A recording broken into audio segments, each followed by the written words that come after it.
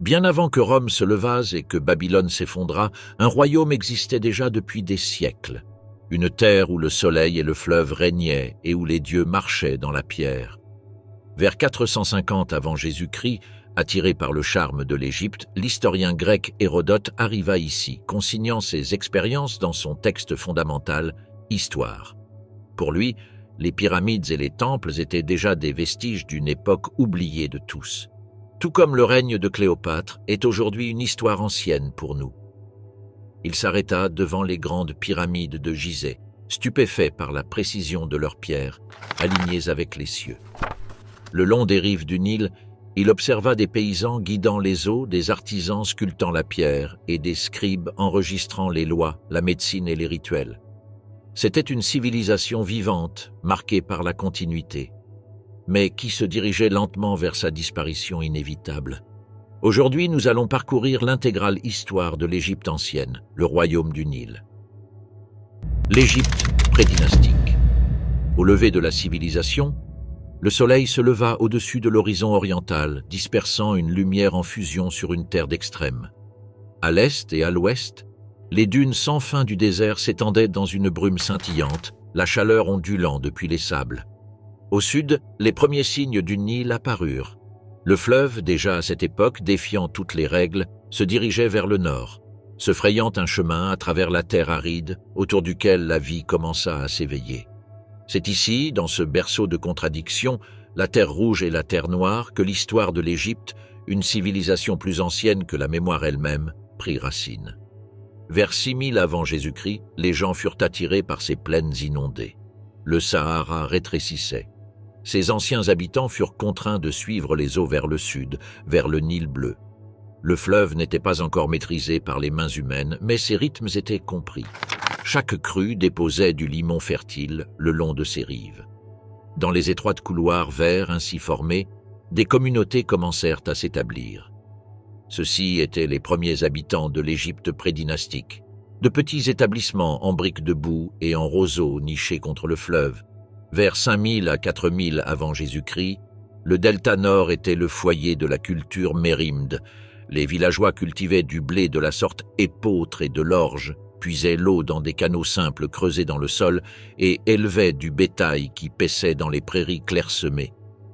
Les régions du sud, habitées par la culture badarienne de 4400 à 4000 avant Jésus-Christ, puis la culture nakada de 4000 à 3150 avant Jésus-Christ, étaient tout aussi inventives. Leur poterie comportait des récipients en argile sombre et polie, ornés de délicats motifs peints. Les métiers à tisser cliquetaient dans les maisons tranquilles, tissant des fils de lin provenant des plantes de lin. Les chasseurs s'aventuraient dans le désert et les marais fluviaux, fabriquant des outils en silex et en os. La vie le long du Nil était aussi fragile que généreuse. Chaque foyer, chaque fossé d'irrigation faisait partie d'un réseau délicat, dépendant de la clémence du fleuve. La stratification sociale commença à prendre forme vers 4000 avant Jésus-Christ. Des chefs émergèrent, pas encore des pharaons, mais des hommes et des femmes dont la direction pouvait déterminer la survie. Ils portaient des emblèmes d'autorité, peut-être un sceptre sculpté dans le bois ou un bracelet en ivoire, des objets qui laissaient entrevoir les dynasties à venir. Et pourtant, même si le pouvoir commençait à se concentrer, la communauté restait étroitement liée. Le commerce tissait l'Égypte dans un monde plus large. Des déserts du sud, l'or et l'ivoire de Nubie circulaient vers le nord le long des artères du Nil. Le Sinaï offrait du cuivre, et au nord-est, les liens avec le Levant apportaient les premières traces d'échanges culturels qui perdureraient pendant des millénaires. Vers 4500 avant Jésus-Christ, le Nil avait dicté les implantations, l'agriculture et les déplacements pendant des siècles. Les jours des pionniers étaient déjà une histoire ancienne. Les déserts environnants gardaient les envahisseurs à distance tout en exigeant respect et ingéniosité. Des oasis parsemèrent les sables, tandis que des montagnes lointaines suggéraient des minéraux et des pierres qui deviendraient un jour la base de l'architecture monumentale. À mesure que les communautés croissaient entre 4000 et 3150 avant Jésus-Christ, les pressions augmentaient. La compétition pour les terres le long des stretches les plus fertiles du fleuve s'intensifiait. Les symboles proto-royaux, les premiers indices d'autorité centralisée, émergèrent en tant qu'instruments de contrôle sur l'eau, le travail et les récoltes. Les hiérarchies commencèrent à se cristalliser. L'Égypte était divisée en deux. Mais cela ne durerait pas longtemps. C'était la fin d'une époque et l'aube de la suivante. Période dynastique ancienne. Vers 3150 avant Jésus-Christ, un homme connu sous le nom de Narmer, dont nous connaissons le nom grâce à des gravures sur des palettes et des vases cérémoniels, accomplit ce que des siècles d'installation prédynastique avaient suggéré l'unification de l'Égypte supérieure et inférieure. Une seule terre, une seule couronne, un seul royaume. La décision de Narmer de fonder une capitale à Memphis, stratégiquement située au sommet du delta, n'était pas un hasard. C'était un centre à partir duquel le pouls d'une nouvelle civilisation pouvait rayonner, un carrefour pour l'administration, le culte et la consolidation de l'autorité. La période dynastique ancienne vit les premières graines de ce que nous reconnaissons comme la civilisation égyptienne. L'écriture hiéroglyphique commença à se former. Des symboles précis furent gravés sur de la poterie, des os et de la pierre, encodant à la fois le langage et le pouvoir. Avec l'écriture vint la bureaucratie, des scribes, des archives et des listes de tribus et de travail. Les dirigeants affirmèrent leur contrôle sur un royaume qui s'étendait de la première cataracte au sud jusqu'à la Méditerranée au nord. À travers le paysage, des monuments commencèrent à émerger, pas des pyramides, pas encore. À Abydos, les premières mastabas, ou tombes à toit plat en briques de boue, marquèrent les lieux de repos des premiers rois d'Égypte. De petits temples funéraires furent construits à proximité, ornés de reliefs rudimentaires représentant le roi à la fois comme un mortel et un dieu. Les campagnes militaires commencèrent sérieusement pendant ces années. Cependant, leur ampleur était modeste comparée aux conflits ultérieurs.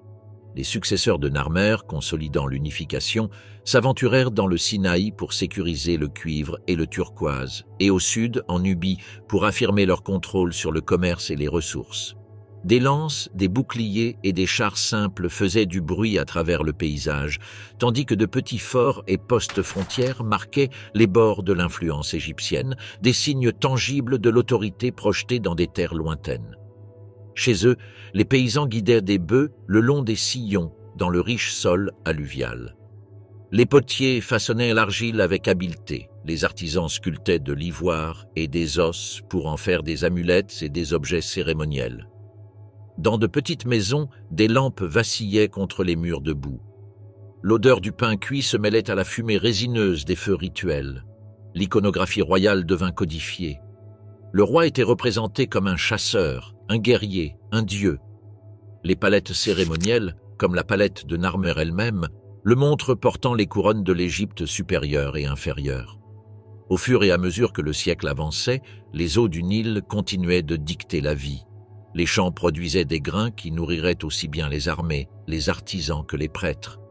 Des canaux d'irrigation furent creusés pour contrôler le rythme du fleuve, de petites prouesses d'ingénierie qui permirent aux établissements de s'étendre et aux populations de croître. Les villages se transformaient en villes, les villes en centres administratifs. Les hiérarchies sociales se précisaient, prêtres et scribes, guerriers et artisans, paysans et ouvriers, tous connaissaient leur place dans le royaume. Pourtant, sous la surface calme de la civilisation, des tensions bouillonnaient. Vers 2686 avant Jésus-Christ, un grand changement était en cours. Pour que les pyramides soient construites, l'édifice de la période dynastique ancienne devait être démoli. Ancien Empire. Vers 2686 avant Jésus-Christ, la vallée du Nil était devenue un royaume d'une cohésion étonnante. Les pharaons, considérés comme divins, régnaient avec une autorité qui fusionnait spiritualité et gouvernance. Leurs paroles façonnaient la loi, leurs gestes dirigeaient le travail et leurs faveurs déterminaient la vie et la mort. La centralisation administrative prit racine à Memphis. La capitale fondée par Narmer des siècles auparavant était désormais un carrefour de bureaucrates, de scribes et de prêtres. C'est pendant le règne de Djoser, vers 2660 avant Jésus-Christ, qu'Imhotep, le vizir et architecte, conçut une structure sans précédent par son échelle et sa forme. La pyramide à degrés de Saqqara, des humbles mastabas, les tombes égyptiennes évoluèrent vers cet escalier monumental s'élevant vers le ciel. La pyramide n'était pas simplement un site funéraire, elle était une déclaration d'autorité divine. La pierre était taillée, transportée et positionnée avec une précision méticuleuse. Les mains des travailleurs se couvraient de cloques. Beaucoup périrent. Mais l'édifice tient toujours, même en ruine, jusqu'à ce jour. Autour de la pyramide, des cours et des temples étaient disposés en harmonie avec le cosmos. Le pharaon Snéférou, régnant de 2613 à 2589 avant Jésus-Christ, poursuivit la perfection. Mais cela ne se fit pas d'un seul coup. D'abord vint la pyramide inclinée. Ses premiers niveaux étaient fortement angulés. Puis, la section supérieure fut ajustée en réponse aux contraintes structurelles. Mais c'est la pyramide rouge de Dachour qui atteignit une véritable forme à face lisse, un prototype des pyramides monumentales à venir. Et puis, le plateau de Gizeh, qui prit de 2580 à 2500 avant Jésus-Christ pour être achevé. C'est là que l'Ancien Empire atteignit son apogée. Khéops, Képhrène et Mykérinos commandèrent des pyramides de proportions stupéfiantes. Ces monuments surpassaient de loin toutes les constructions humaines précédentes. La grande pyramide de Khéops s'élève encore aujourd'hui comme une merveille géométrique, son revêtement en calcaire brillant autrefois sous le soleil du désert, visible à des kilomètres à la ronde. À côté d'elle, le Sphinx, taillé dans le rocher, fixe l'est, un sentinelle du temps, un pont entre l'humain et le divin. Le travail de milliers d'hommes façonna ces monolithes. Artisans, ingénieurs, travailleurs enrôlés, déplaçant d'énormes pierres, organisant le travail à travers des hiérarchies complexes, inscrivant l'autorité éternelle du pharaon dans le granit et le calcaire. Au-delà des monuments, l'influence de l'Égypte s'étendait à travers le commerce et les expéditions. Byblos, de l'autre côté de la Méditerranée orientale, fournissait du cèdre pour la construction. La Nubie offrait de l'or, de l'ivoire et de la faune exotique. Pin, une terre lointaine, presque mythique, fournissait de l'encens et des résines rares. Pendant ce temps, l'irrigation et l'agriculture demeurèrent la force vitale de l'Ancien Empire. Les systèmes de bassins s'élargirent pour capturer et distribuer les eaux du Nil. Des canaux reliaient les champs au fleuve principal et des réservoirs assuraient l'approvisionnement en eau pendant les périodes basses. Les paysans plantaient du blé et de l'orge, cultivaient du lin pour le tissu et élevaient du bétail. Chaque récolte était minutieusement mesurée, stockée et allouée. Pourtant, sous cette grandeur, les tensions bouillonnaient. Au fur et à mesure que les 4e et 5e dynasties se déroulaient, le pouvoir du pharaon demeurait immense, mais l'autonomie des gouverneurs régionaux commença à croître. Des signes de famine, des perturbations occasionnelles, des crues régulières du Nil et l'extension excessive des projets d'État introduisirent de la fragilité. Puis vint l'année fatidique de 2181 avant Jésus-Christ. Première période intermédiaire. Vers 2181 avant Jésus-Christ, la splendeur et l'ordre de l'Ancien Empire s'étaient refracturés. L'autorité divine du pharaon, autrefois absolue, s'était érodée sous les pressions de l'imprévisibilité environnementale et des excès politiques. Le pouvoir central s'affaiblit. Les grands monuments de Gizeh et de Saqqara n'inspiraient plus l'unité singulière qu'ils avaient jadis. Au lieu de cela, l'Égypte entra dans une période de fragmentation. C'était la première période intermédiaire, une époque où des dynasties concurrentes revendiquaient l'autorité depuis Héracléopolis au nord et Thèbes au sud. Ce fut une ère de couronnes contestées, d'alliances changeantes et de dirigeants locaux affirmant leur autonomie partout où ils le pouvaient. Pour aggraver les choses, en Haute-Égypte, les crues du Nil étaient irrégulières. Cela laissait certains champs inondés, tandis que d'autres restaient desséchés. Les paysans et les villageois luttaient pour maintenir les systèmes complexes de bassins et de canaux, improvisant des réparations pour soutenir les cultures et le bétail. Le long des rives du fleuve, les roseaux et le papyrus prospéraient par endroits. De petites embarcations de pêche flottaient dans les mares laissées par le retrait du Nil. Depuis Héracléopolis, les dirigeants tentaient d'imposer leur autorité sur l'Égypte inférieure et moyenne, envoyant des messagers dans des nomes éloignés ou districts provinciaux avec des décrets et des cadeaux.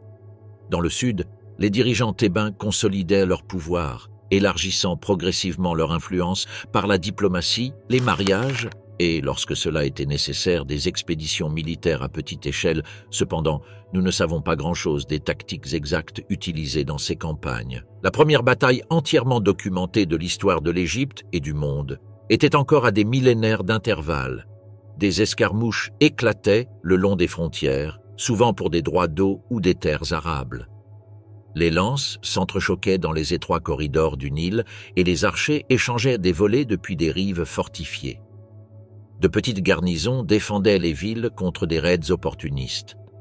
Ce n'étaient pas les grandes batailles des dynasties antérieures, mais des conflits mesurés et localisés. Surprenamment, au milieu de la fragmentation politique, les scribes enregistraient des documents administratifs et des littératures qui reflétèrent les angoisses et les bouleversements de l'époque. Les admonitions d'Ipuwer, par exemple, offrent une fenêtre saisissante sur une société sous pression. Des rivières de lamentation traversent ces vers. Famine, désordre social, l'effondrement des hiérarchies traditionnelles. La première période intermédiaire fut également une époque de continuité architecturale à une échelle plus modeste. Les dirigeants locaux et les chefs communautaires investirent dans des fortifications et des projets d'irrigation. Des murs en briques de boue furent érigés autour des villes et des temples. Les canaux furent réparés ou prolongés pour soutenir l'agriculture essentielle. En Haute-Égypte, des terrasses et des bassins furent entretenus, canalisant les crues imprévisibles du Nil vers des sols fertiles. Le commerce se poursuivit prudemment. Les routes caravanières vers la Nubie transportaient encore de l'or, de l'ivoire et des animaux exotiques, bien que moins fréquemment et à une échelle réduite. À l'est, les voyages vers le Sinaï pour le cuivre et le turquoise se poursuivirent. Cependant, ceux-ci furent interrompus par des escarmouches politiques. Au fil des décennies, les dirigeants thébains consolidèrent progressivement leur position. En consolidant habilement les loyautés locales et en se préparant à des actions plus décisives, ils annoncèrent la réunification qui mettrait fin à cette époque de division. De petites victoires sur les noms voisins, des alliances scellées par le mariage, la gestion habile des infrastructures agricoles et d'irrigation. Tout cela leur permit de projeter leur autorité progressivement. La fin de la première période intermédiaire arriva rapidement. L'année était 2055 avant Jésus-Christ. Moyen Empire. Après des décennies de fragmentation politique, Mentuhotep II, un descendant d'une lignée thébaine locale, unifia à nouveau l'Égypte supérieure et inférieure. Thèbes, perché sur la rive du Nil et encadré par les falaises escarpées des collines thébaines, devint la nouvelle capitale. Sous Mentuhotep II et ses successeurs, la bureaucratie du Moyen Empire s'étendit. Les lois, la fiscalité et la tenue des registres furent codifiées. Les gouverneurs régionaux ou nomarques, auparavant semi-autonomes, furent intégrés dans un réseau plus serré d'autorité. Les temples et les centres administratifs à Thèbes, Coptos et Elephantine devinrent des nœuds de contrôle et de culture. Pourtant, l'autorité seule ne pouvait pas sécuriser les frontières de l'Égypte. Au sud, les déserts de Nubie attiraient depuis longtemps avec leurs promesses de richesse.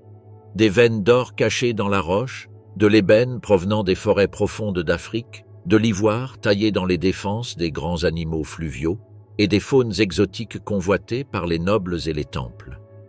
Les campagnes militaires progressèrent le long du Nil sous les règnes de Sésostris Ier et Sésostris III. Ils pénétrèrent plus profondément dans les cataractes escarpées où le fleuve se resserrait.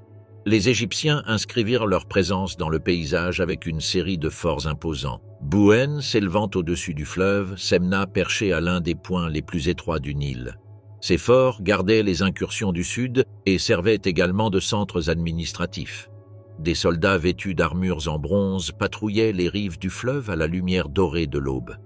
Des éclaireurs se faufilaient à travers les canyons et les passages rocheux. Chaque garnison détenait des magasins remplis de grains, des armureries bien entretenues et des scribes qui enregistraient chaque expédition de marchandises, chaque patrouille accomplie, chaque message envoyé vers le nord, à Thèbes. Pendant ce temps, chez eux, les monuments d'Égypte, bien que plus petits maintenant, reflétaient une renaissance de l'architecture. À Dachur, le complexe pyramidal de Sésostris III s'élevait au-dessus du désert, en ligne géométrique nette, son revêtement en calcaire brillant d'un blanc éclatant avant que les siècles ne l'enlèvent, et sous lui se trouvait un labyrinthe de chambres funéraires et de passages cachés. À proximité, à Licht, Amenemhat Ier et Sésostris Ier ancrèrent leur nouvelle capitale avec des pyramides. Ces monuments étaient entourés de vastes cimetières pour les nobles. Autour de Thèbes, les temples en briques de boue s'étendaient, servant de centres administratifs et sacrés, leurs cours rafraîchis par l'ombre étroite des palmiers dattiers et leurs murs sculptés de reliefs. Nous pouvons encore les voir aujourd'hui, les pharaons frappant les rebelles nubians, présentant de l'encens à Ammon, célébrant la restauration de Maat où vérité, équilibre, justice et ordre cosmique après le chaos. Le commerce reprit avec vigueur. Les caravanes traversèrent le Sinaï pour le cuivre et le turquoise, tandis que des expéditions se rendaient à Punt, apportant de l'encens, de la myrrhe et des animaux exotiques au marché du Nil. Le fleuve transportait ses marchandises vers le sud et le nord. La vie culturelle prospérait. L'un des accomplissements littéraires emblématiques du Moyen Empire, l'histoire de Sinu, fut écrit sous le règne de Sésostris Ier vers 1900 avant Jésus-Christ et copié pendant des siècles après. Il suivait un fonctionnaire royal qui, après avoir appris l'assassinat du roi pendant qu'il voyageait avec le prince héritier, fuya l'Égypte dans la panique, se croyant impliqué dans des intrigues de cour. Son voyage le conduisit au-delà du delta oriental. À travers le Sinaï, jusqu'au Levant, là, il vécut parmi des tribus étrangères, se maria avec la famille d'un chef local et se rendit célèbre comme guerrier. Pourtant, même s'il prospérait à l'étranger, l'appel de l'Égypte ombrait chaque triomphe. L'histoire atteignit son sommet émotionnel lorsqu'un Sinuais vieillissant reçut une grâce royale de Sésostris Ier, lui permettant de retourner enfin chez lui. Là, il s'agenouille devant son souverain et reçoit une tombe à la hauteur de son rang. En même temps, les textes des cercueils apparurent sur les cercueils en bois des nobles et des fonctionnaires. Auparavant, cela n'était réservé qu'aux rois. Écrits entre environ 2100 et 1600 avant Jésus-Christ, ces sortilèges détaillaient des cartes du Duat, des instructions pour surmonter les démons et les obstacles, ainsi que des formules pour se transformer en divinités protectrices ou en animaux sacrés. Des progrès en médecine, en mathématiques et en métallurgie accompagnaient ces réalisations littéraires. Les médecins documentaient les maladies et les remèdes, les ingénieurs calculaient les pentes des canaux, et les artisans expérimentaient avec des alliages de bronze, leurs innovations façonnant à la fois la vie pratique et l'aspiration spirituelle. Pourtant, sous la surface, les pressions augmentaient. Le Moyen Empire, malgré toutes ses réalisations, faisait face à des contraintes environnementales et sociales. Les crues du Nil restaient capricieuses, parfois généreuses, d'autres fois cruellement insuffisantes. La variabilité climatique stressait la production agricole, rappelant aux dirigeants d'Égypte que la prospérité n'était jamais garantie. Au nord, des groupes asiatiques pénétraient dans le delta. Au fil des décennies, la stabilité dynastique s'affaiblit progressivement. Les gouverneurs régionaux commencèrent à affirmer plus d'autonomie, les routes commerciales devinrent contestées et les forts du sud subissaient de plus en plus de pression de la part des groupes nubiens résistant au contrôle égyptien. Pourtant, le Moyen Empire demeura une période d'efflorescence culturelle, une époque où la littérature, l'architecture et l'art de gouverner atteignirent un équilibre délicat. Puis, comme l'histoire le fait souvent, le moment de la transition silencieuse vers l'éruption arriva. Deuxième période intermédiaire. Vers 1650 avant Jésus-Christ, l'Égypte entra dans une ère turbulente, désormais connue sous le nom de deuxième période intermédiaire. La grande autorité centrale qui avait dominé durant le Moyen Empire se fractura et le delta, fertile mais exposé, devint le point d'ancrage de nouvelles puissances, non pas de l'intérieur du royaume, mais de l'extérieur des frontières de l'Égypte. Dans la ville deltaïque d'Avaris, ancienne Utwaré, les Hyksos établirent leur pouvoir vers le milieu du XVIIe siècle avant J.C. Ces dirigeants, probablement issus d'un mélange de communautés levantines, n'arrivèrent pas comme une horde envahissante soudaine, mais comme des immigrants. Au fil des générations, ils accumulèrent de la force militaire, du contrôle administratif et des alliances stratégiques. Lorsqu'ils prirent le trône et inaugurèrent la 15e dynastie égyptienne, Avaris était devenu un vaste centre de complexes palatiaux, de greniers, d'ateliers et de quais animés le long de la branche pélusiaque du Nil. Les Hyksos introduisirent des technologies qui allaient remodeler la guerre égyptienne. Leurs chars à chevaux, légers et rapides, se déplaçaient sur des roues à rayons et pouvaient transporter un archer dont l'arc composite avait une portée et une force de pénétration bien supérieure à celle de tout arc utilisé auparavant dans la vallée du Nil. Avec le temps, ces archers montés sur chars allaient définir la guerre égyptienne antique. Des flèches et des pointes de lance en bronze ajoutaient une efficacité létale, tandis que de nouvelles formes d'armures à écailles et de casques amélioraient la protection sur le champ de bataille. Des fouilles à Tel el-Daba, le site de l'ancienne Avaris, ont révélé des écuries assez grandes pour loger des centaines de chevaux. Des restes d'équipements de chars, des sépultures d'animaux de trait et des armes importées ont également été trouvés sur le site. En mettant ces innovations en pratique, les Hyksos projetèrent leur influence vers le sud. Les princes égyptiens à Thèbes observaient et finirent par adopter une grande partie de ce nouvel arsenal martial. La tension entre Thèbes et Avaris bouillonna pendant des décennies. La lutte pour la réunification éclata dans les guerres. Sur la rive du Nil, les grandes falaises de calcaire des collines thébaines offraient une citadelle naturelle et un point de vue stratégique pour les rois du Sud. C'est de cet endroit que Kamose, héritier d'une lignée thébaine, rassembla pour la première fois la détermination nécessaire pour confronter les Hyksos. Il lança des incursions à petite échelle dans les territoires du delta. Ces raids mirent à l'épreuve la volonté et l'organisation des Hyksos, frappant avec rapidité avant de disparaître à nouveau dans les marais du sud. Artisans et scribes enregistrèrent ces conflits sur des ostracas et du papyrus, chroniquant les escarmouches. Les Égyptiens apprirent vite, étudiant les chars et les arcs composites des Hyksos. Ils adaptèrent ces technologies pour leur propre force. Le bronze remplaça le silex dans les épées et les pointes de lance, et les conducteurs de chars s'entraînèrent à de nouvelles formations. Des villages le long du Nil devinrent des postes de surveillance. Des milices locales complétaient les soldats professionnels. Les paysans cartographiaient désormais le terrain pour un avantage militaire. Prenant note des canaux cachés, des bancs de boue et des crêtes pouvant dissimuler des embuscades, au nord, Avaris prospérait en tant que ville hybride, un carrefour cosmopolite à l'intersection de la tradition égyptienne et de l'innovation étrangère. Les marchés débordaient de poteries, de textiles et de céréales. Les artisans adoptaient les techniques métallurgiques des Hyksos, fabriquant des outils en bronze. L'arôme du pain cuit se mêlait à la fumée des fours chauffant de nouvelles céramiques. Le fleuve transportait les marchandises vers le sud, mélangeant économie et idées. Pourtant, sous cette effervescence, des tensions couvaient. Le frottement entre les colons et les populations indigènes, entre les dirigeants d'Avaris et les partisans de la réunification sous les rois thébains, était sur le point d'éclater. Le moment fatidique arriva avec les campagnes d'Ahmose. Ce jeune roi n'avait été qu'un enfant lorsque son père, Seqenen-Rtao, fut tué au combat, et seulement un jeune homme lorsque son frère Kamose lança des frappes audacieuses contre les bastions des Hyksos. Lorsque Ahmose monta sur le trône vers 1550 avant Jésus-Christ, l'ombre longue de l'occupation était devenue un héritage générationnel. En successeur de Kamose, il ne se lança pas aveuglément dans le conflit. Au contraire, il se prépara avec un soin méticuleux. Son armée était différente de tout ce qu'Égypte avait jamais commandé. Elle mêlait les traditions d'infanterie native aux technologies même introduites par leurs ennemis.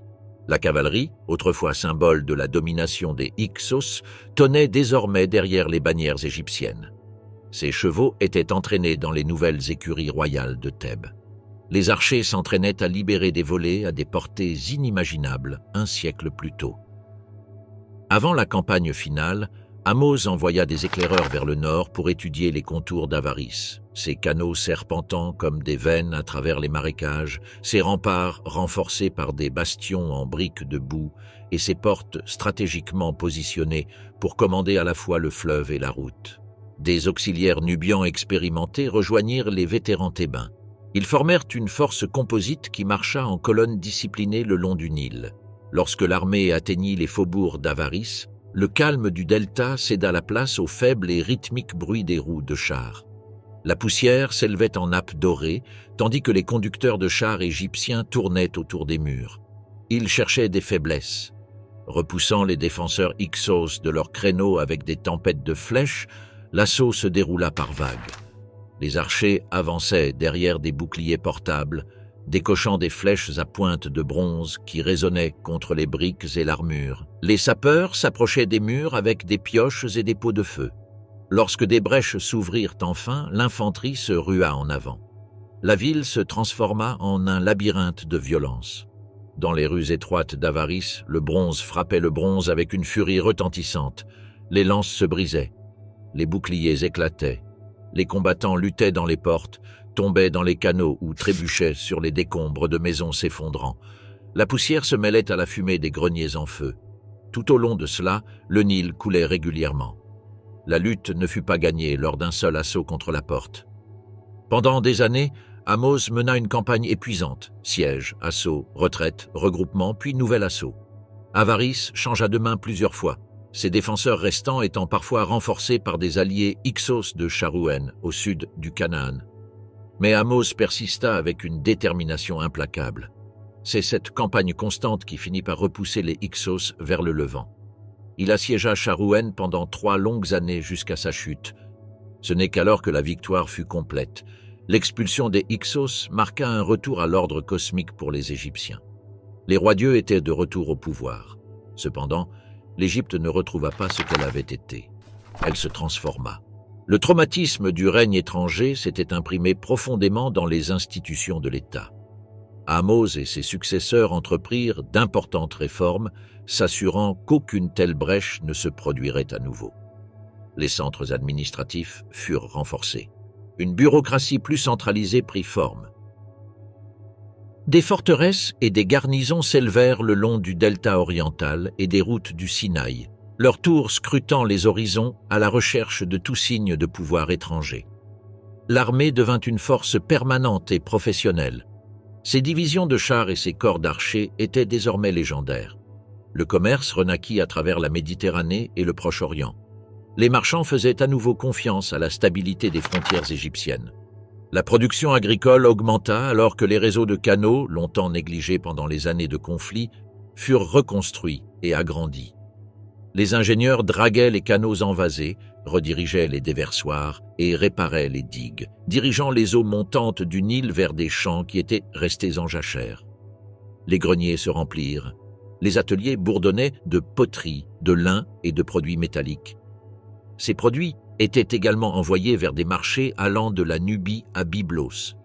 Les artisans commémoraient les victoires dans des reliefs et des stèles représentant Ahmose avec la couronne de l'Égypte supérieure et inférieure, frappant ses ennemis et offrant des tributs aux dieux.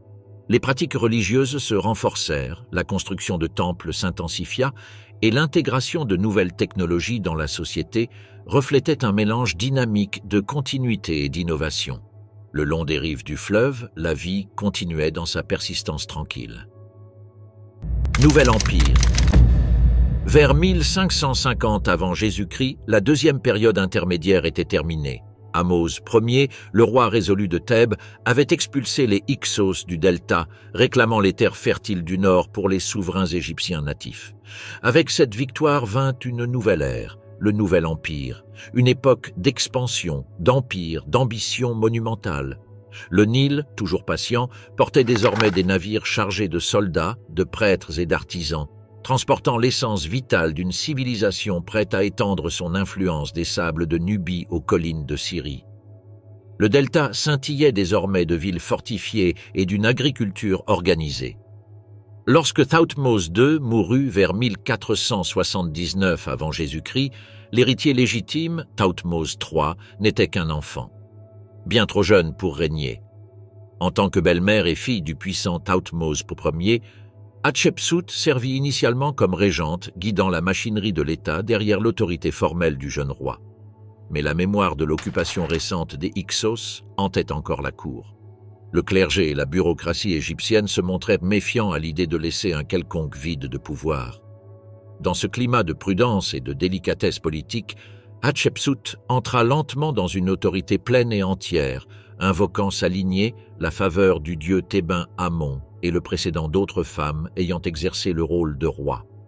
En quelques années, elle adopta la totalité du faste royal pharaonique, le couvre-chef Némès, la fausse barbe, le titre masculin.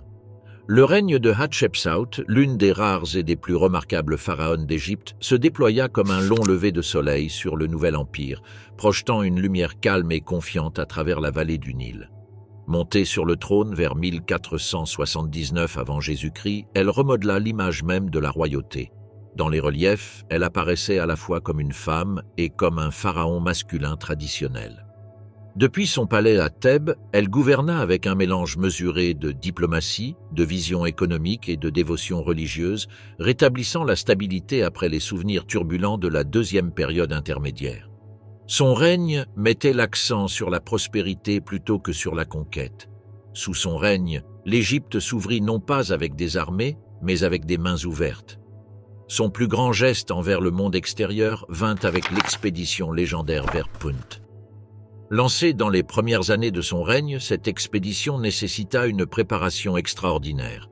Les charpentiers des chantiers royaux près de Karnak façonnèrent des poutres de cèdre importées de Byblos, liant les coques avec des cordages tissés à partir de lin et de papyrus.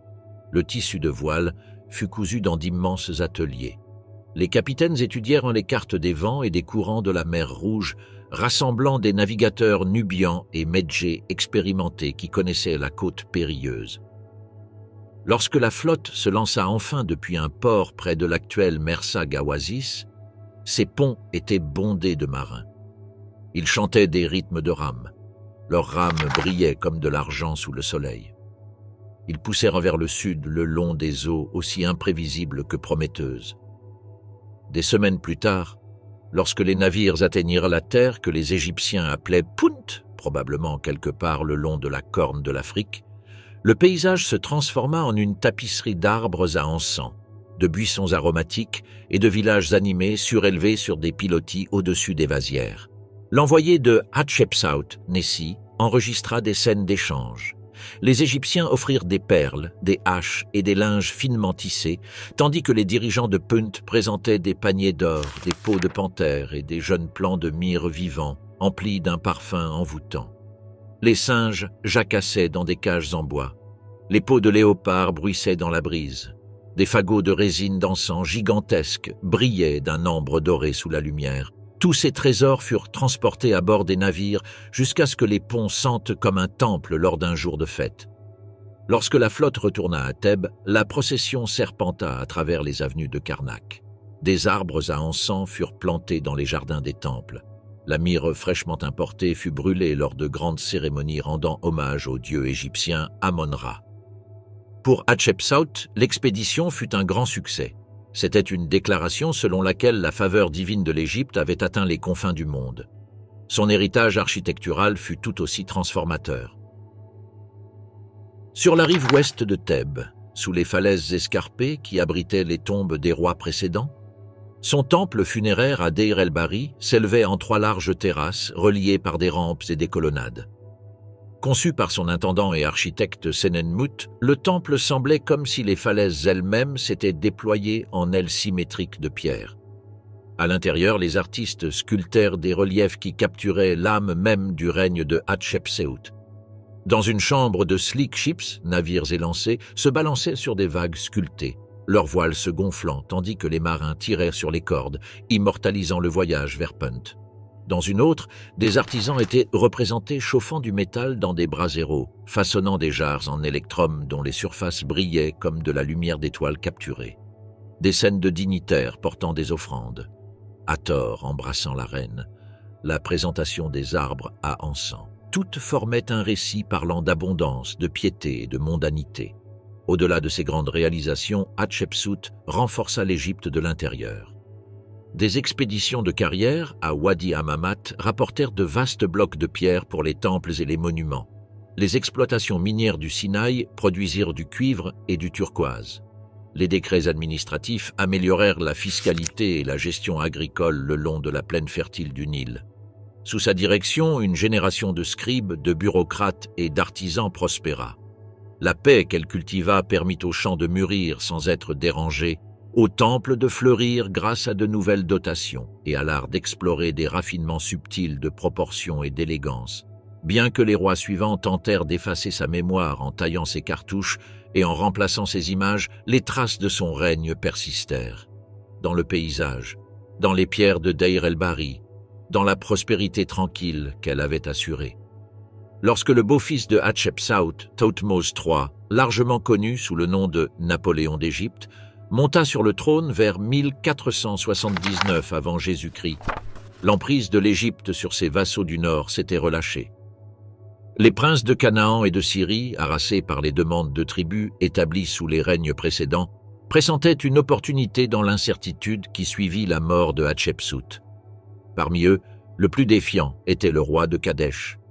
Le roi rival forgea une coalition de plus de 330 chefs à travers le Levant. Ils se rassemblèrent dans une ville fortifiée connue des Égyptiens sous le nom de Makhéti ou Megiddo, un lieu perché à la croisée des chemins du Proche-Orient où les routes commerciales, les voies céréalières et les armées convergeaient. Thothmose comprit parfaitement que ce n'était pas simplement une rébellion. C'était une tentative de réécrire l'équilibre des puissances dans le monde antique. Le roi-dieu, très ambitieux, marcha vers le nord au printemps de sa 22e année de règne, une saison choisie avec une précision stratégique. La crue du Nil était encore à des mois. Les caravanes d'approvisionnement pouvaient voyager sans entrave. Les pluies du Levant étaient terminées. Le sol était maintenant suffisamment ferme pour les roues des chars. L'armée égyptienne était composée de plusieurs milliers d'infanterie et jusqu'à 1000 chars. Chaque char transportait 2 hommes, un conducteur et un archer, ce dernier armé d'arcs composites suffisamment puissants pour percer une armure de cuir à des distances impressionnantes. Alors que Thothmose avançait en Canaan, des éclaireurs furent envoyés en avant. Ils rapportèrent que la coalition rebelle attendait derrière les murs de Megiddo. Mais il y avait un choix crucial à faire.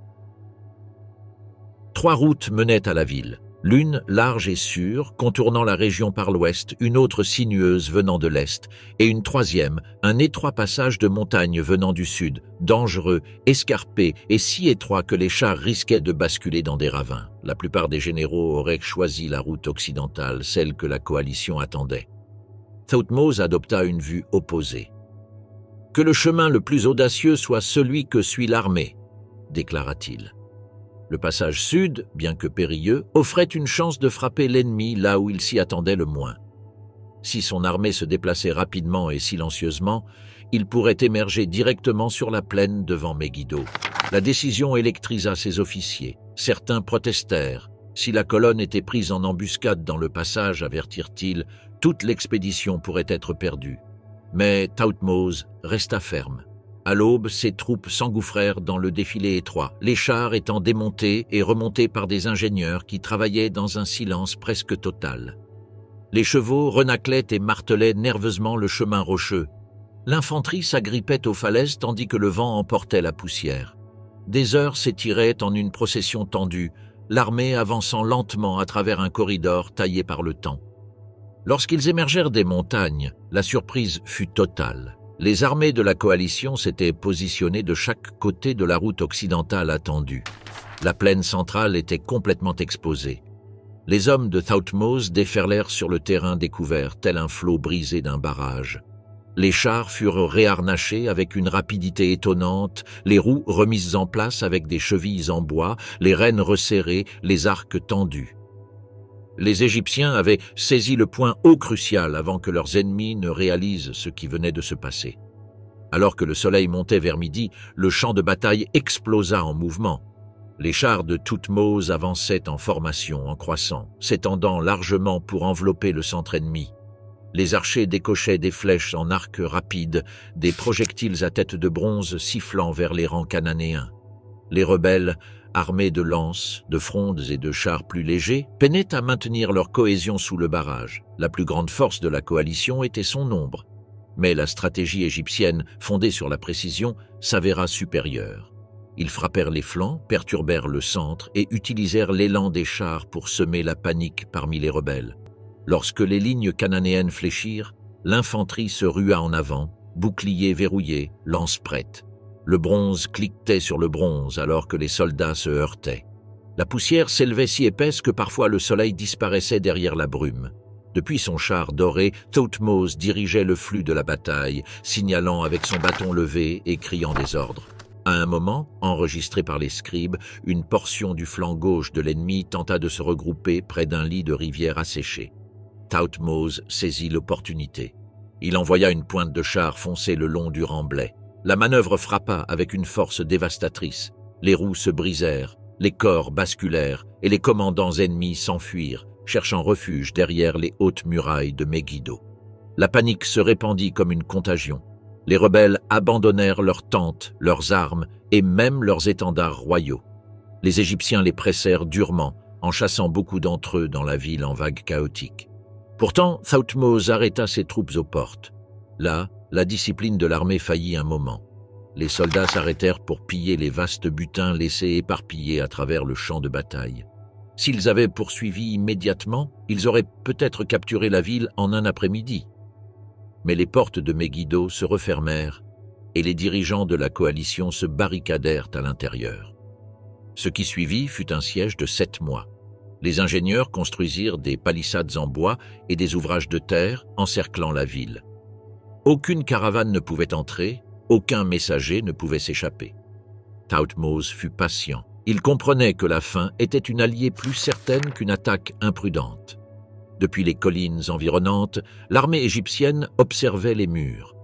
La nuit, des feux brillaient à travers les camps de siège. Le jour, les archers se tenaient prêts dans les tours de guet. À l'intérieur de Megiddo, le désespoir grandissait. Les réserves de grains diminuaient, l'eau était rationnée. Des émissaires tentaient de s'échapper sous le couvert de l'obscurité mais étaient rapidement capturés. Lorsque la ville finit par capituler, ses portes s'ouvrirent. Thothmose accepta la reddition de manière cérémonieuse. Le tribut afflua, des chars plaqués d'or, des armures ornées de lapis-lazuli et d'électrum, du bétail, des céréales, et les fils des seigneurs rebelles pris en otage pour garantir leur fidélité future. Plus crucialement, l'Égypte sécurisait le contrôle des routes terrestres menant au nord vers la Syrie. La bataille de Megiddo fit bien plus que placer Thothmose III à l'avant-garde de l'histoire militaire. Elle remodela tout un paysage politique. En écrasant la coalition, il réaffirma la domination de l'Égypte sur Canaan et étendit son influence plus profondément dans le Levant, préparant le terrain pour des campagnes qui porteront l'influence égyptienne jusqu'au fleuve Euphrate. Dans les siècles qui suivirent, les scribes racontèrent Megiddo comme la première grande bataille jamais enregistrée en détail. Gravée dans les murs de Karnak, pendant ce temps, à l'intérieur de l'Empire, le rythme de la vie quotidienne était intimement lié aux projets monumentaux. Amenhotep III, un souverain à la fois diplomate et visionnaire, supervisa une floraison du commerce et de la construction monumentale. Luxor et Karnak s'élevaient des sables. Ces temples de pierre et de lumière reflétaient l'autorité divine du pharaon. Les artisans gravaient des hiéroglyphes sur des colonnes qui s'élevaient telles des arbres de pierre, tandis que les tailleurs de pierre sculptaient d'énormes blocs, leur sueur se mêlant à la poussière alors qu'ils façonnaient les contours de l'Empire. Des mariages diplomatiques furent conclus à travers la Méditerranée et le Levant. L'or circulait le long du Nil en tribus. Pourtant, le changement est souvent le prélude au bouleversement. Akhénaton, visionnaire et hérétique, introduisit une révolution religieuse qui ébranla les fondations de l'Égypte. L'Aton, le disque solaire, devint l'objet principal du culte, éclipsant le panthéon des siècles passés. L'art se transforma parallèlement à la foi. Les figures s'allongeaient, les visages étaient sereins. Les moments domestiques imprégnés d'une grâce et d'une intimité jusque-là inconnues dans la pierre ou la peinture. Les temples des anciens dieux tombèrent dans le silence. Les prêtres et les scribes s'adaptèrent aux marées changeantes du pouvoir. Et pourtant, sous la sérénité d'Amarna, une tension bouillonnait. Après Akhénaton, Toutankhamon restaura le culte traditionnel d'Amon et des autres divinités. Sa tombe, cachée au cœur de la vallée des rois, deviendrait une découverte emblématique. Elle préserva un instant culturel étonnant pendant des millénaires. Masques d'or, bijoux complexes, et des objets du quotidien reflétant l'intersection du rituel, de l'artisanat et de la vie. Cependant, parmi les monarques majestueux du Nouvel Empire, Ramsès II se distingue en tant que guerrier et bâtisseur. Il monta sur le trône d'Égypte en 1279 avant Jésus-Christ, à l'âge d'environ 25 ans. Son ascension se produisit pendant la 19e dynastie, après le règne relativement court de son père, Séti Ier, un roi qui avait déjà commencé à réaffirmer l'influence égyptienne en Syrie et en Canaan.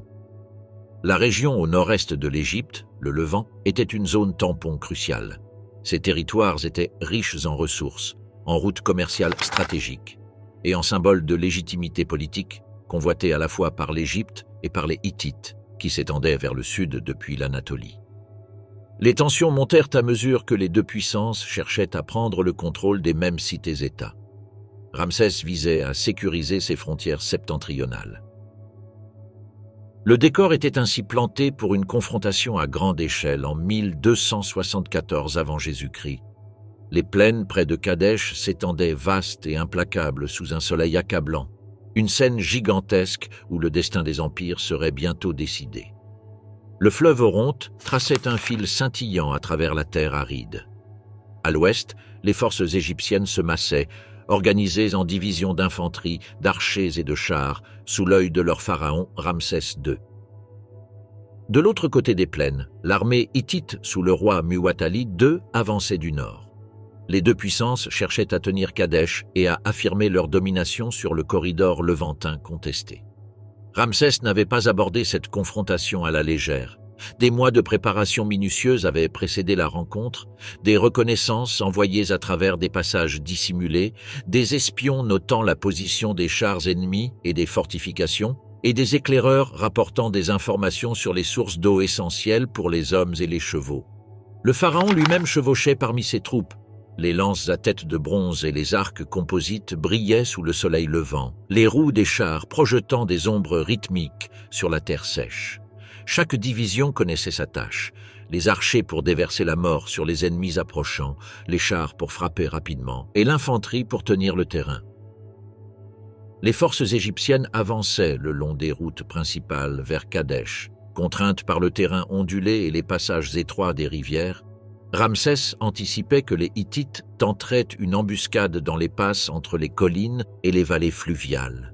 Des signaux de fumée, des messagers montés et des signaux préarrangés coordonnaient les mouvements de milliers d'hommes. Lorsque les premiers éclaireurs hittites apparurent à l'horizon, les Égyptiens déchaînèrent une volée de flèches. Les projectiles s'enfoncèrent dans les boucliers et les tuniques ennemies. Les chevaux hennissaient et se cabraient, tandis que les conducteurs de chars serraient leur prise, le bronze s'entrechoquant alors que les premières escarmouches éclataient le long des rives du fleuve. Les Hittites répondirent avec une férocité disciplinée. Leurs chars, rapides et redoutables, se précipitèrent à travers les plaines, les roues brassant la poussière en un nuage suffocant. Le bruit des sabots et les ordres hurlés résonnaient à travers Kadesh, se mêlant aux cris des blessés et aux gémissements des hommes écrasés sous les véhicules renversés. Ramsès observait depuis un point élevé. Il savait que perdre la cohésion ici signifierait la catastrophe. Pour triompher, il devrait exploiter le terrain, attirer l'ennemi dans une surextension et frapper au moment critique. D'un geste de la main, il signala une avancée contrôlée à travers un passage étroit. Cela invita l'avant-garde hittite dans un champ de bataille contraint. Ici, leur avantage numérique serait amoindri. Les archers égyptiens déversèrent des flèches sur les chars hittites qui s'engouffraient dans le passage, chaque projectile trouvant des ouvertures dans les armures et les boucliers. Les chars zigzaguaient, se heurtaient ou se renversaient dans la terre bouleversée, les chevaux hurlant de panique. L'infanterie se rua en avant, boucliers entrecroisés, lances en avant. Le bronze rencontra le bronze. Les épées à lame d'acier mordirent dans les boucliers. Ramsès, monté sur son cheval cabré, se lança dans la mêlée. Les récits contemporains et les reliefs le dépeignent au cœur de la bataille, inspirant la peur chez ses ennemis et galvanisant ses hommes. Le flot et le reflux de l'engagement continuèrent à travers les plaines. Des retraites simulées attirèrent les unités ennemies dans des positions exposées, tandis que des renforts cachés arrivèrent juste à temps pour inverser la situation. Les Hittites, bien que disciplinés et redoutables, commencèrent à souffrir de la maîtrise du terrain et de la stratégie coordonnée des Égyptiens. Mais la bataille était loin d'être décisive. Kadesh restait contesté et les deux camps subissaient de lourdes pertes. Des chevaux et des hommes gisaient éparpillés sur le sol, la boue et le sang se mêlant à la poussière du désert, tandis que l'Oronte serpentait silencieusement. Pourtant, même alors que l'affrontement menaçait de sombrer dans le chaos, Ramsès avait remporté la victoire intangible, sa réputation. La nouvelle de son courage et de son commandement se répandit à travers le Levant. La diplomatie suivit, car aucune des deux parties ne pouvait revendiquer la suprématie absolue. En quelques mois, le pharaon négocia un traité avec les Hittites. L'un des premiers accords de paix enregistrés dans l'histoire humaine, scellant un fragile équilibre des puissances. Après la bataille, Ramsès tourna son attention vers l'immortalisation des événements. Des temples et des statues s'élevèrent le long du Nil, monumentaux dans leur échelle et leur intention. Le Ramesséum, son temple funéraire près de Thèbes, s'élevait avec ses pylônes et ses cours, des reliefs représentant la bataille de Kadesh avec une immédiateté cinématographique, des chars s'écrasant, des archers lançant des volées, le pharaon triomphant au centre de la tempête. Loin au sud, Abou Simbel fut sculpté dans la roche vivante, ses statues colossales regardant éternellement la plaine inondée. Militairement, les campagnes qui suivirent la bataille de Kadesh consolidèrent le contrôle de l'Égypte sur Canaan et la Syrie. L'organisation militaire égyptienne évolua également. La coordination de la cavalerie, les tactiques de combat combinées et l'utilisation de la reconnaissance devinrent des pratiques courantes. Pendant ce temps, la présence de l'armée le long des frontières septentrionales garantissait que la richesse du Nil en grains, lin et or restait protégée. Mais cela ne durerait pas. Après la grandeur de Ramsès II et de Ramsès III, l'Égypte fit face à un cercle de pression de plus en plus serré. Des tensions économiques dues au maintien de garnisons éloignées, des vagues successives d'incursions libyennes, la perturbation des routes commerciales alors que le monde plus large de l'âge du bronze tombait dans le chaos. L'érosion lente de l'autorité royale se produisit à mesure que les puissants prêtres d'Amon à Thèbes gagnaient en pouvoir. La sécheresse et les crues réduites du Nil affaiblirent l'agriculture. L'instabilité interne éclata l'État autrefois centralisé. Au temps de Ramsès XI, le dernier roi de la 20e dynastie, l'Égypte s'était effectivement divisée en deux sphères concurrentes, Thèbes sous le grand prêtre d'Amon et le nord sous des chefs militaires dans le delta. Ce qui avait autrefois été un empire s'étendant jusqu'à l'Euphrate se contracta en un royaume fracturé. C'était la fin du nouvel empire. Troisième période intermédiaire. Vers 1077 avant Jésus-Christ, le royaume autrefois uni au sommet du nouvel empire s'éteignait dans la mémoire. Des dynasties concurrentes revendiquaient l'autorité à Tanis et à Thèbes, tandis que des mercenaires et des colons libyens exerçaient une influence croissante sur le delta. Au milieu de cette décentralisation, les 21e et 22e dynasties peinaient à maintenir la cohésion. Les pharaons de Tanis exerçaient une autorité cérémonielle, mais leur contrôle était souvent plus symbolique que pratique. Thèbes, autrefois capitale de l'Empire et foyer des grands temples de Karnak et de Luxor, continuait à exercer une influence culturelle. Les prêtres, les scribes et les gouverneurs locaux jouissaient d'une autonomie substantielle. De petites batailles éclataient sporadiquement, des escarmouches locales entre cités-États ou familles rivales, mais l'échelle était plus intime que celle des armées massées du Nouvel Empire. Cependant, pendant la 25e dynastie, une transformation remarquable se produisit. En provenance du pays de Couche, en Nubie, des rois puissants surgirent pour rétablir l'ordre. Pillé, Taharka et Shabaka, des monarques d'origine nubienne, marchèrent vers le nord le long du Nil, réaffirmant l'autorité centralisée sur le delta et au-delà. Des forteresses furent construites ou renforcées, placées stratégiquement pour contrôler les passages fluviaux et les routes commerciales clés. Cependant, les rois nubiens étaient méticuleux dans la préservation des traditions égyptiennes. Ils mêlaient les symboles de leur terre natale avec les conventions établies le long du Nil. L'art et la culture prospérèrent sous la 25e dynastie. Les temples furent restaurés, des statues sculptées avec une habileté exquise et des hiéroglyphes gravés dans le granit et le calcaire célébraient à nouveau la nature divine du pharaon et le pouvoir durable de Maat. Il y eut aussi des innovations militaires et une attention particulière aux fortifications. Le long du Nil, des murs en briques de boue furent reconstruits, des tours de guet restaurées et des avant-postes occupés pour surveiller les menaces potentielles venant du delta ou au-delà. La cavalerie, les armes en bronze et les passages fluviaux stratégiques devinrent des outils d'influence. Mais l'ombre grandissante de la Syrie se profilait. Esarhaddon envahit en 671 avant Jésus-Christ. Puis les armées d'Ashurbanipal assiégèrent Thèbes en 663 avant Jésus-Christ.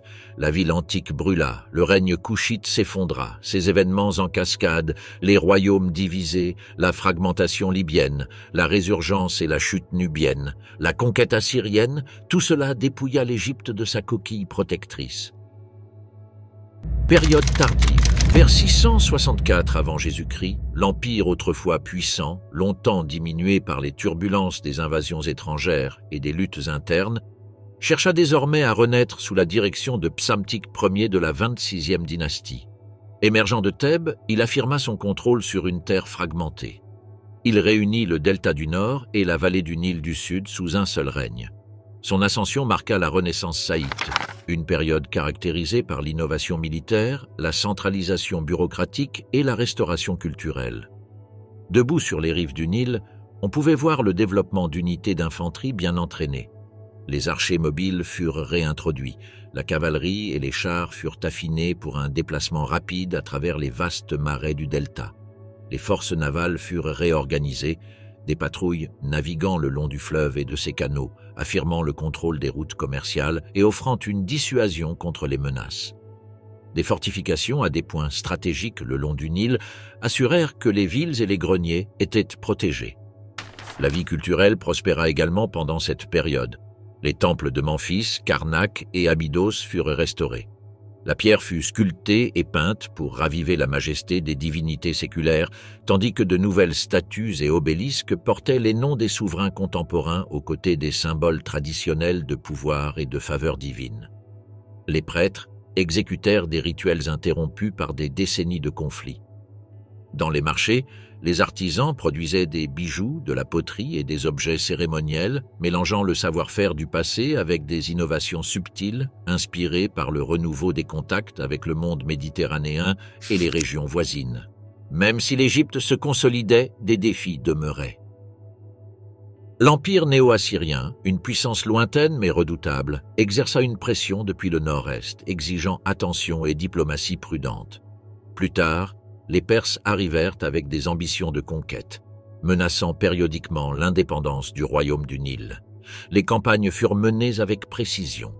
Les chefs militaires se déplaçaient le long du fleuve. Des forts stratégiques et des tours de guet furent placés le long du Nil et au point de passage du désert, et les variations saisonnières des crues du fleuve dictaient le timing des manœuvres. Le commerce connut également une renaissance pendant cette période. Les marchands et diplomates égyptiens voyageaient par fleuve et mer. Lorsque les néo-assyriens poussèrent jusqu'en Égypte, les réponses militaires furent rapides. Les canaux du fleuve guidaient les mouvements des troupes et les flancs désertiques limitaient les manœuvres des chars et de la cavalerie. La diplomatie accompagnait les campagnes. Des alliances étaient forgées ou dissoutes selon l'équilibre changeant du pouvoir. La Renaissance saïte fut également marquée par des innovations intellectuelles et artistiques. Les inscriptions des temples enregistrèrent les événements historiques avec une rigueur renouvelée, tandis que les textes religieux étaient copiés et préservés avec soin, assurant la continuité du savoir. Les techniques en métallurgie, céramique et sculpture furent affinées. Même les vêtements et les ornements personnels reflétaient une culture attentive à la fois à la praticité et à l'esthétique. Le Nil fournissait des matériaux, de l'inspiration et de la subsistance, tandis que le désert offrait protection et contrainte, façonnant les vies de tous ceux qui vivaient le long de ses rives. Malgré ces avancées, la période tardive fut un prélude à de nouvelles turbulences. Les incursions perses conduisirent finalement à des périodes d'occupation et bien que certaines villes restaient des centres de gouvernance locale, d'autres passaient sous contrôle étranger. Cependant, même sous occupation, les traditions égyptiennes locales persistaient.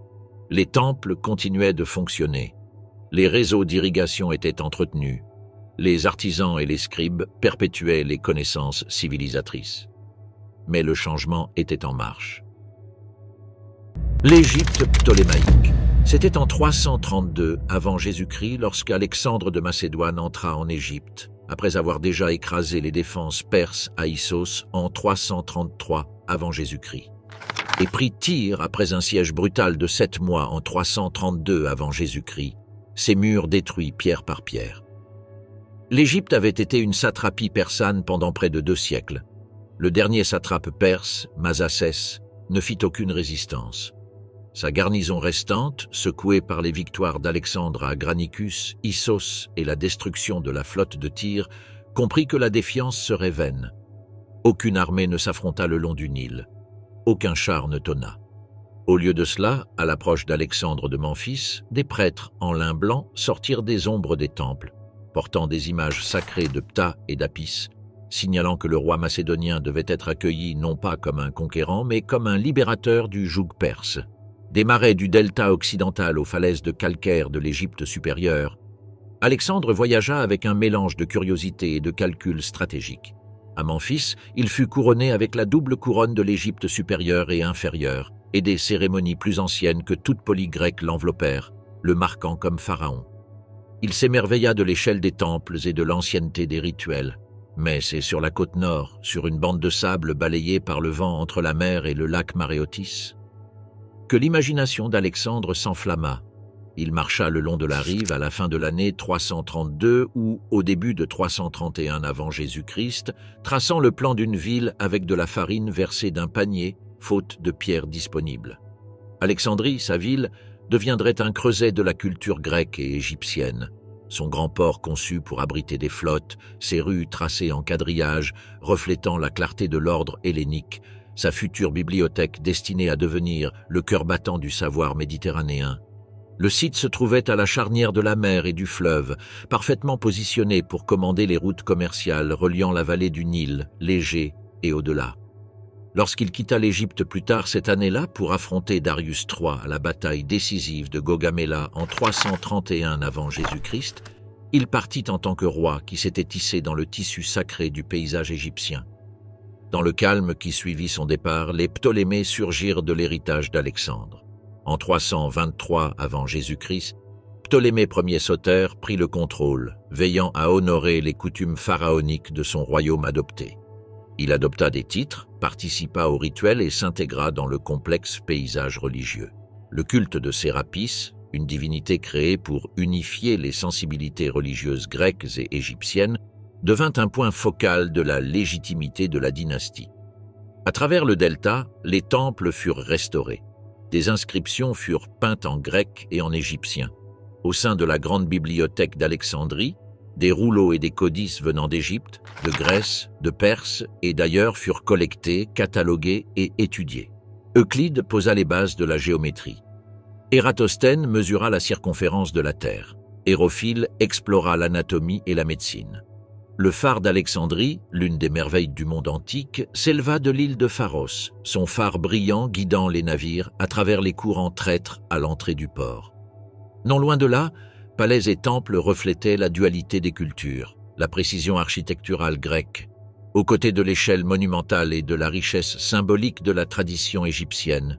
Les dernières années de la dynastie furent marquées par une implication romaine croissante. À mesure que l'ombre de Rome grandissait, les troubles ne tardèrent pas à suivre.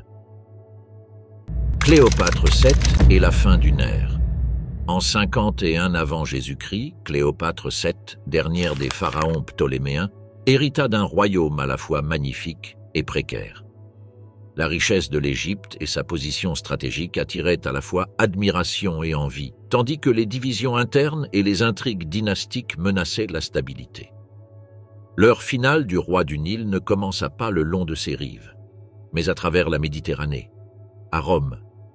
En 48 avant Jésus-Christ, une guerre civile romaine déferla à l'horizon comme une tempête venant de l'autre côté de la mer Méditerranée. Jules César ne vint pas en Égypte en conquérant. Il vint en homme poursuivant un ennemi, son ancien allié, Gnaeus Pompeius Magnus.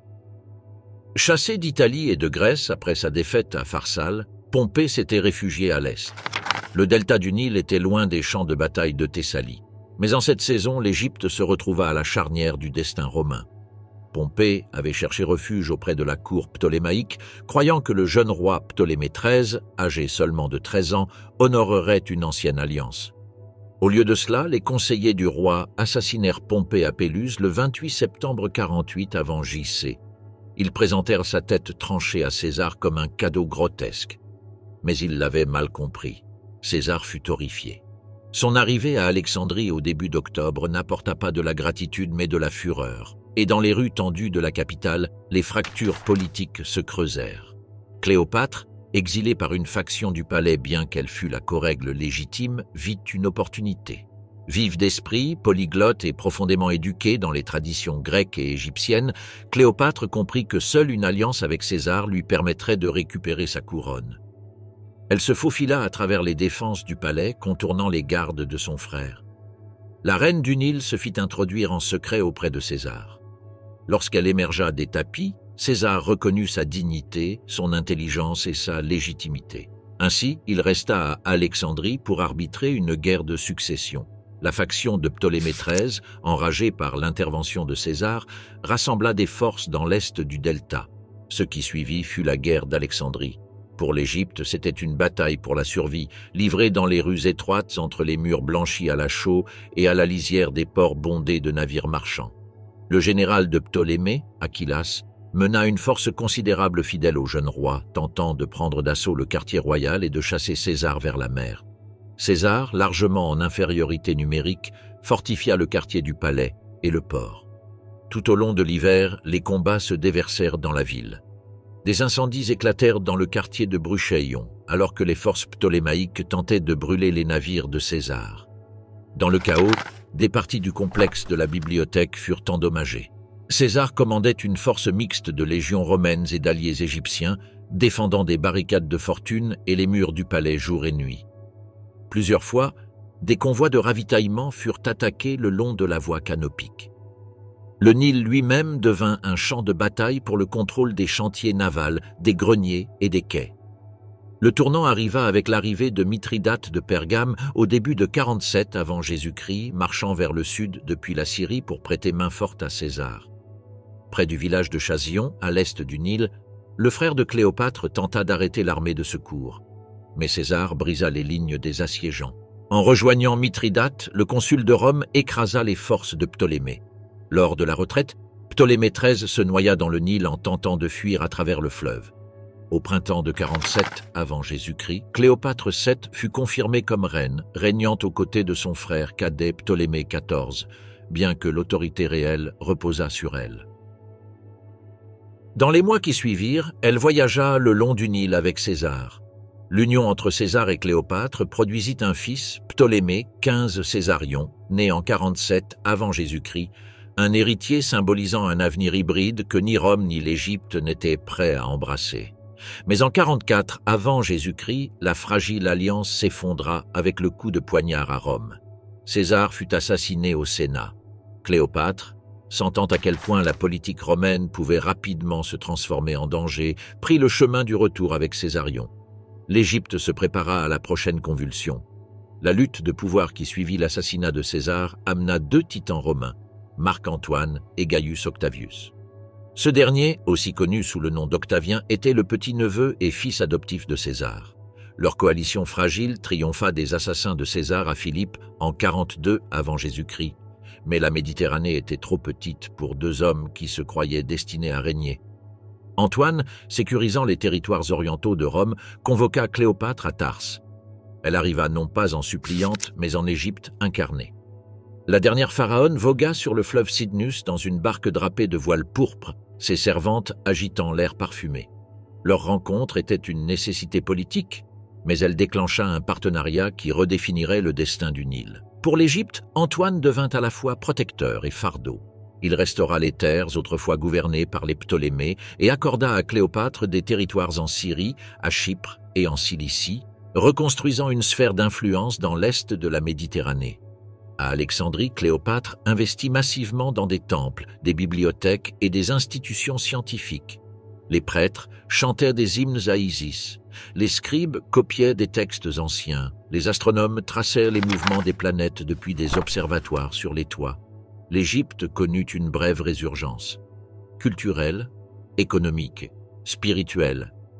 Mais à Rome, Octavien observait avec suspicion l'alignement croissant d'Antoine avec Cléopâtre, notamment lors des dons d'Alexandrie en 34 avant JC, où il déclara publiquement Césarion comme le véritable héritier de Jules César, était une menace directe.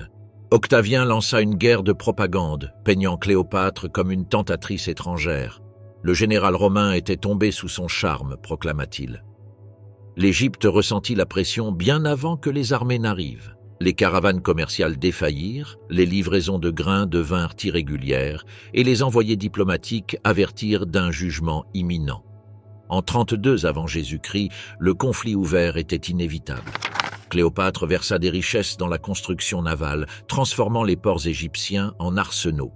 Les galères furent équipées de proues en bronze. Les archers s'entraînèrent le long des rives du fleuve. Les ingénieurs fabriquèrent des machines de siège et renforcèrent les murs des villes. Alexandrie devint le centre nerveux d'un royaume se préparant pour un dernier combat. Et puis vint Actium. Le 2 septembre 31 avant Jésus-Christ, Antoine et Cléopâtre ancrèrent leur flotte dans le golfe Ambracien, choisissant un goulot d'étranglement étroit où leurs grands navires, les quinquérèmes égyptiennes et les immenses vaisseaux amiraux, pourraient contrer les forces plus agiles d'Octavien. Les vents étaient chauds et erratiques, la mer scintillait d'une calme trompeuse. Mais la stratégie se délitait. La maladie se propagea dans les campements d'Antoine. Les approvisionnements s'épuisèrent. L'amiral d'Octavien, Agrippa, coupa leurs lignes d'approvisionnement par mer, capturant des îles et des ports clés. À l'intérieur du golfe, le moral chuta. Les marins égyptiens, loin de chez eux, ressentaient l'inconfort de combattre sur des eaux qui leur étaient étrangères, entourés de rives inconnues. Quand la bataille arriva, les lourds navires de guerre d'Antoine peinèrent à manœuvrer. Les vaisseaux légers d'Agrippa, les Liburniennes, se faufilèrent entre eux. La fumée s'éleva des ponts en feu. Le cliquetis des crochets d'abordage, le sifflement des flèches enflammées et le gémissement des coques enfoncées remplissaient l'air. Cléopâtre, commandant sa propre escadre à l'arrière, vit l'encerclement se resserrer. Sa flotte, construite pour défendre les côtes égyptiennes et non pour mener des guerres étrangères prolongées, était écrasée. Cléopâtre brisa l'écart occidental avec 60 navires et s'enfuit vers le sud. Antoine, voyant ses voiles distinctives se retirer, se désengagea et la suivit.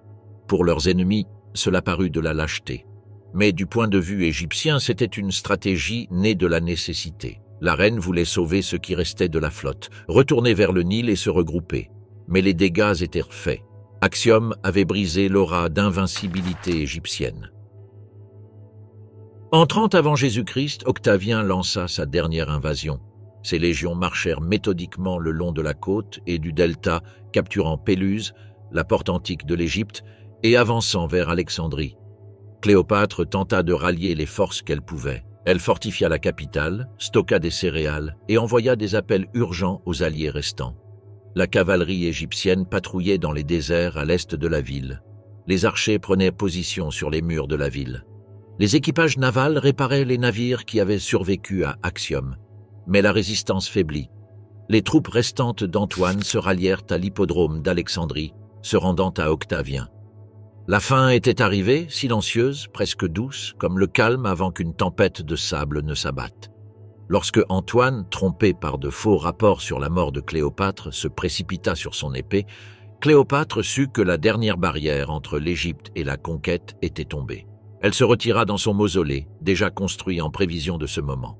Là, elle se prépara pour son dernier acte. Octavien, arrivant peu après, chercha à la parader comme captive à travers Rome. Cléopâtre, comprenant la violence symbolique d'un tel défilé, choisit la mort selon ses propres termes. Que ce fût par la morsure d'un aspic ou par un mélange de poison, elle mourut le 12 août 30 avant Jésus-Christ. Sa mort mit fin à 3000 ans de règne pharaonique. Les temples et les tombes restèrent. Le Nil poursuivit son inondation éternelle. Mais le sceptre passa des mains égyptiennes et hellénistiques à celles de Rome. L'Égypte devint une province, le grenier à blé de l'Empire. Hérodote, des siècles plus tôt, avait décrit l'Égypte comme une terre ancienne, un royaume plus vieux que l'imagination ne pouvait saisir, avec ses coutumes et ses monuments inégalés. À l'époque de Cléopâtre, cette antiquité même était devenue de l'histoire. Les érudits continuaient à enregistrer. Les prêtres poursuivaient leurs rites sacrés. La terre elle-même continuait ses rythmes éternels, mais l'histoire des pharaons et des pyramides avait atteint son dénouement.